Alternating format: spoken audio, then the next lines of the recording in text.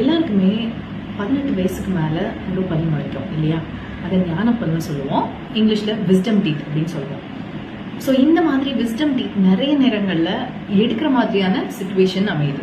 So என்கிட்ட வர patients நிறைய பேருக்கு கேட்குற டவுட் வந்து, எல்லா விஸ்டம் டீத்தையும் நம்ம எடுக்கணுமா அப்படின்னு சொல்லிட்டு கேட்பாங்க. எல்லா விஸ்டம் டீத்தையும் எடுக்கணும்னு அவசியம் இல்லை.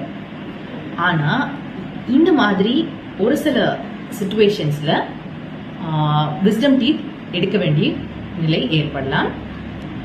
அந்த ஞானப்பல் வந்து யூஸ்வலாவே எல்லாருக்கும் நேரா முளைக்கிறது இல்லை.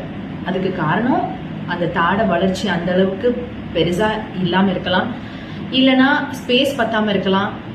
ஏதோ ஒரு ரீசன்னால அந்த பல்லு முளைக்கிறதுக்கான இடம் இல்லாம யூஸ்வலா இப்படி ஸ்ட்ரெயிட்டா முளைக்க வேண்டிய பல்லு என்ன ஆகும்னா, இந்த மாதிரி சரிஞ்சோ இல்ல இந்த மாதிரி பின்னாடி இந்த மாதிரி சரிஞ்சோ முளைக்கும்.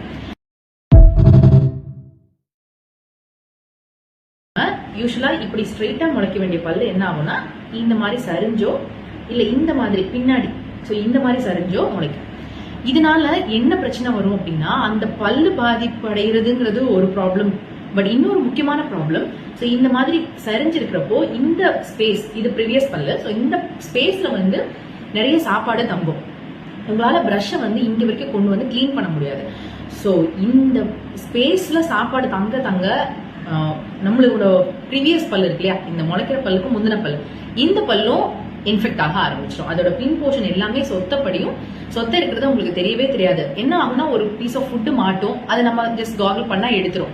ஸோ இது மாதிரியே போயிட்டு இருக்கும். எப்போ அந்த சொத்தை வந்து ரொம்ப ஆழமா அந்த பல்லோட உயிர் பகுதி வரைக்கும் பாதிக்குதோ, அப்பதான் நமக்கு அங்க ஒரு சொத்தை இருக்குங்கிறத கண்டே பிடிப்போம் நிறைய பேர்.